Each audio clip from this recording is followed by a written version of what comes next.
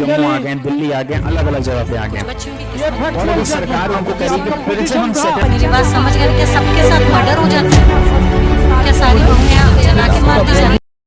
नमस्कार दोस्तों, आपने देखा होगा आजकल अक्सर ये होता है शादियों में, पार्टियों में या कोई भी ऐसा माहौल होता है जहाँ पर कुछ लोग किसी माहौल को, किसी भी एक अवसर को एंजॉय कर रहे होते हैं, पार्टी कर रहे होते हैं। तो एक ट्रेंड सा चल गया है, खासकर हम एक रूरल एरिया में अगर बात करें तो वहाँ पर अगर शादी में अगर बंदूक नहीं चली तो ये कहा जाता है कि शादी बड़ी अधूरी सी रही और बड़ी फीकी सी रही। जी हाँ, इसको कहा जाता है हर्ष फायर के नाम से जाना जाता है। हर्ष फायर का मतलब आप अपनी खुशी जाहिर करने के लिए बंदूक से फायर करते हैं शादी में।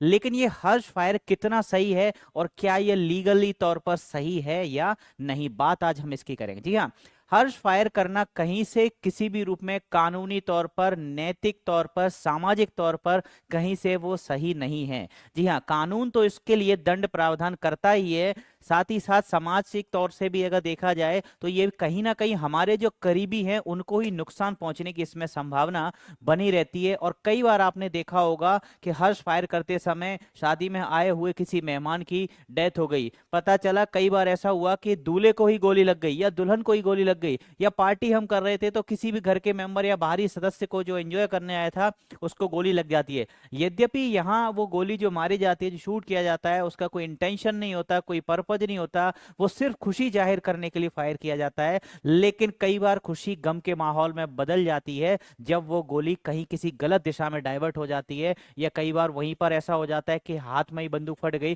तो कई बार नुकसान होने की संभावनाएं बनी रहती हैं। तो इस प्रकार की प्रवृत्तियों पर रोक लगाई जानी चाहिए और इसके लिए हमारे पास कानून भी है। जी हाँ, हमारे पास एक एक्ट है, आर्म्स एक्ट। जी हाँ, जिसको हम बोलते हैं आयुध अधिनियम 1959 का ये एक्ट है।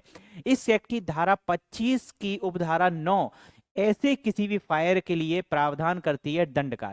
ऐसा यदि कोई भी व्यक्ति हर्ष फायर करता है तो उसको 2 साल तक की सजा या 1 लाख रुपए तक का जुर्माना या दोनों की सजा से दंडनीय ठहराया जा सकता है। दोस्तों, इसके बारे में आपकी क्या राय है कमेंट करके जरूर बताइएगा। वीडियो को लाइक करिएगा और चैनल को सब्सक्राइब करिएगा। धन्यवाद।